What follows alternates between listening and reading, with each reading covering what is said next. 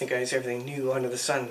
This I'm sitting beside my Ardent Energy wood burning furnace, and I thought for a homestead video, don't have a ton of outdoor projects, so I figured I'd come inside and give a little run through of how a wood burning furnace works in terms of how it's connected to the grid, to the electricity, and how that plays into the switches, the thermostats. You just heard it come on here actually.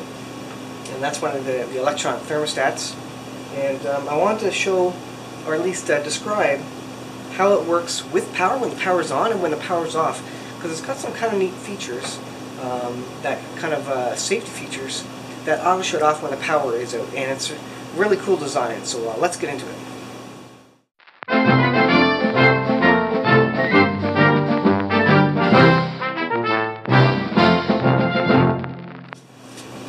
Alright, so this may be a little bit rambly, but we're going to go through it, and I'll just kind of talk through how the system works. So obviously you've got a wood furnace right here. It is burning wood.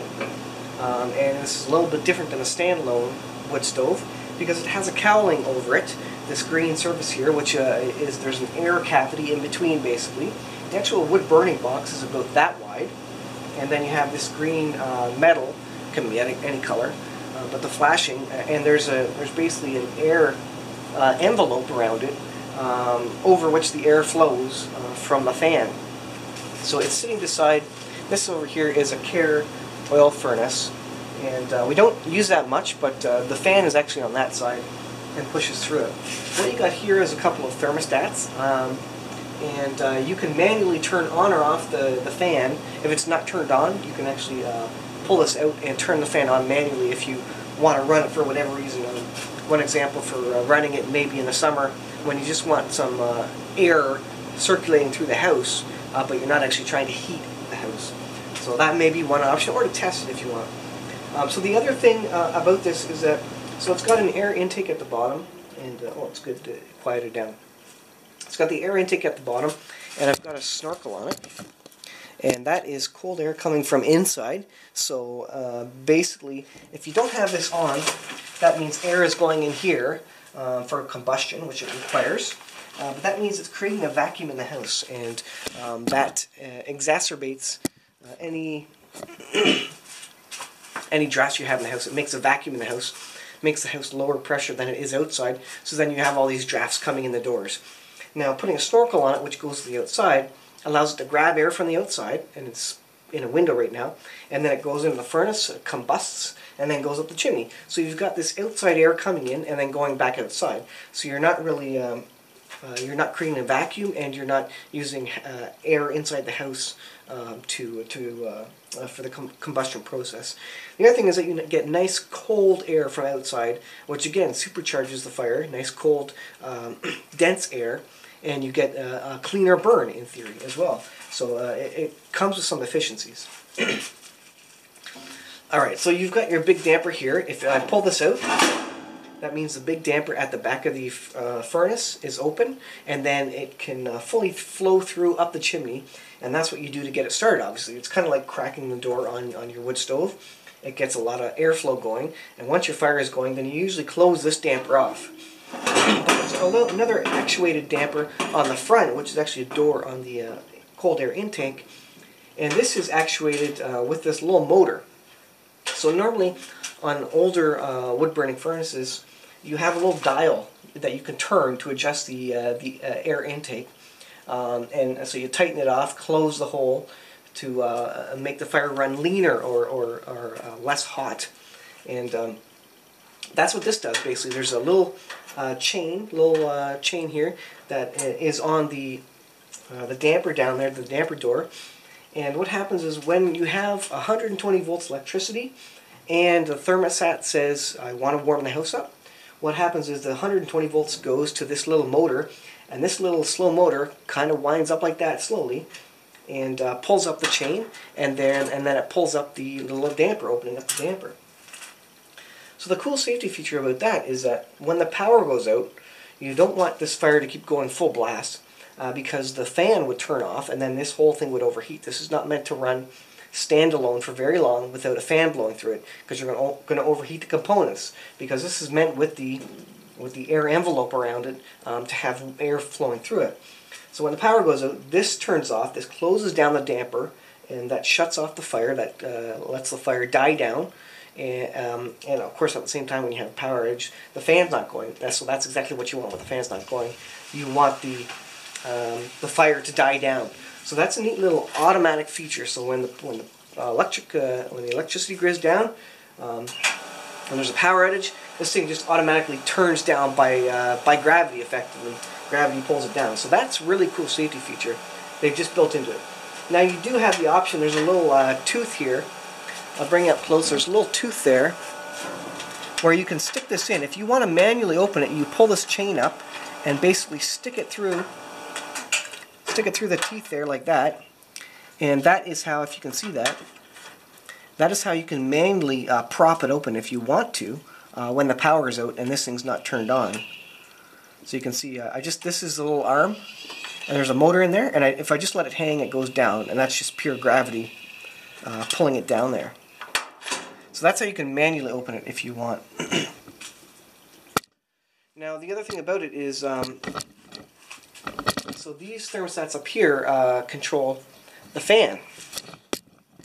And what it does is, when it gets to a certain temperature, the blower comes on. So the blower's not going all the time. If you've got no fire in there, or if you've just started a fire, it's not warm enough here. You'll feel it up in here. And so it doesn't waste energy. It waits till it comes to the right temperature, so you're not just blowing lukewarm air, which obviously is good for energy savings. And you don't want lukewarm air blowing for no reason. It's going to prematurely wear out your blower motor. So this thermostat will say, okay, this air is hot enough in here. That means the fire must be going strong. So I'm going to turn the fan on. And so if I pull this, the fan will go on. It should anyway, or push it. There it goes, it's this one. I lied. So I'll turn that off, and that'll turn off in a second, but that's what they do.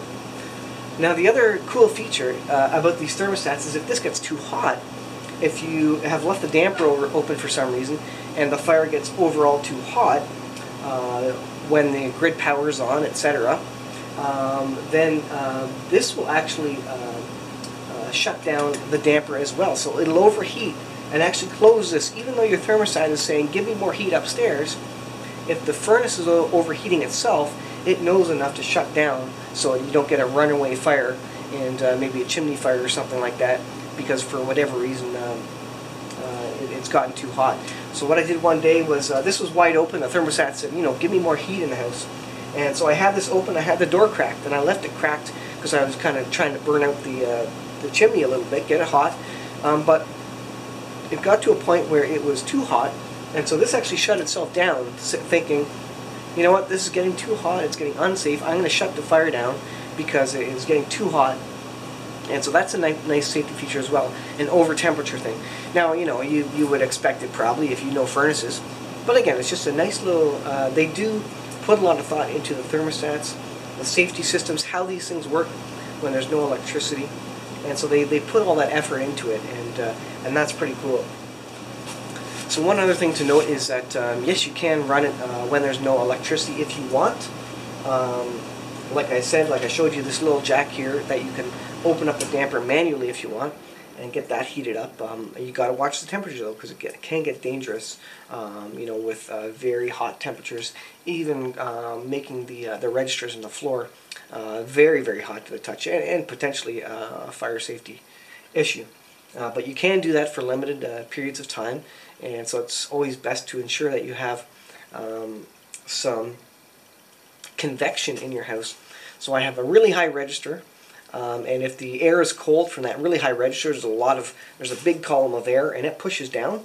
And if just through convection, the weight of cold air versus warm air, it actually does circulate. If you have kind of a house on one level, it doesn't work as well, but I have a two-story house, so that the weight of the air and the convection does work a little bit to kind of auto flow through the ducts and blow the hot air out. Again, it's not ideal. It gets you a few more minutes when the power's out, but you can heat your house a little bit. You need to monitor it very closely. You do not want to leave it going all night. in that fashion.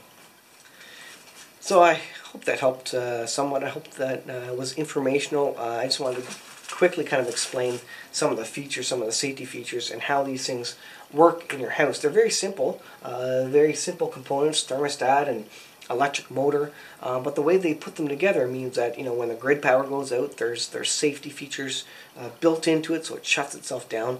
And when the fire gets too hot, there's safety features in it again, that to where it shuts down itself. So a lot of neat features in what you'd otherwise think is a very basic sort of a furnace. And this one is good. Like I said, Ardent Energy. We've never had trouble with this one. I'll show you the label here.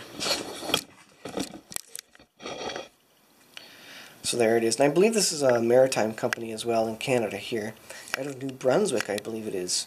And so we've had a good experience with this furnace. No issues at all. This is the biggest manufactured furnace that Ardent Energy actually makes, because we have a big old 100-year-old house and it's full of holes everywhere. So I definitely recommend this. And you know, all these safety features are built into, I would imagine, all the rest of the stoves. But just if anybody was wondering how the flow, how the electronics sort of worked on a wood fireplace, there you go. Hope that helps the next guy. Thanks for watching, guys. I'll leave it there. Let me know if you have any questions about this, and I can answer them if you'd like, or at least maybe find the answers or point you to where the answers are. And yeah, we'll see you guys in the next video. So far,